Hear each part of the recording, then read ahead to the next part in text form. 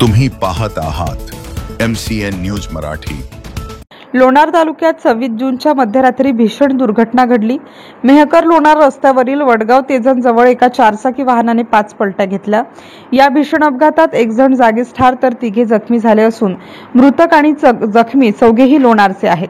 ते मेहकर वरून लोणारकडे जात होते। ऋषभ बाबूलाल बगडिया वय 26 वर्ष असे अपघातात ठार झालेल्या तरुणाचे नाव आहे। भाजप शहराध्यक्ष शुभम बनमेरू यांच्यासह तिघे जखमी असून त्यांच्यावर मेहकर येथे उपचार सुरू आहेत। प्राप्त माहितीनुसार MH28 BW 0959 क्रमांकाच्या महिंद्रा कंपनीच्या चारचाकी वाहनाने चौघे मित्र मध्यरात्री 12च्या सुमारास मेहकर वरून लोणारकडे जात होते।